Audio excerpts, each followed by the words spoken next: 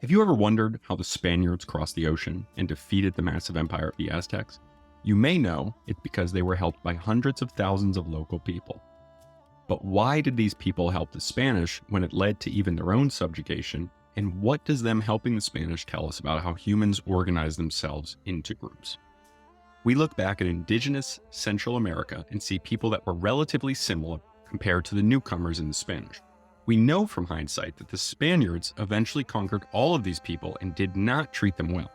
But at the time of the Spanish invasion of what is now Mexico, many of the surrounding indigenous people were living in a constant state of terror and systematic oppression by the Aztec overlords. As a result, native groups like the Tlaxcaltecs, I tried my best, joined the Spaniards with their foreign horses and early muskets to defeat the Aztecs. Just as Vercingetorix of the Gauls or Baldica of the Britons, these people were defeated because they were fractured groups, unable to work together based on their own rivalries.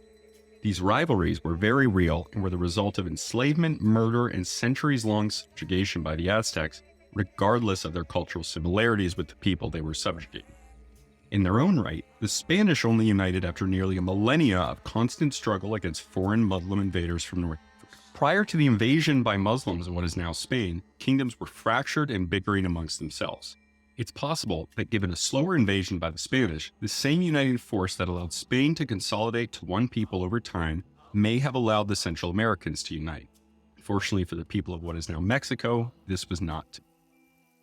The Spaniards, uniting hordes of disgruntled former tributaries of the Aztecs, marched on the capital, razed it, and began the colonial state of New Spain after just a few decades. I wonder if Moctezuma, watching the foreigners and the people he had once ruled over form around his ancient city in a siege, considered how his own nation had treated his former subjects. Did he consider how he could have prevented this? Did he think he should have sacrificed more of them to appease the wrath of God that seemed to be forming at his gates?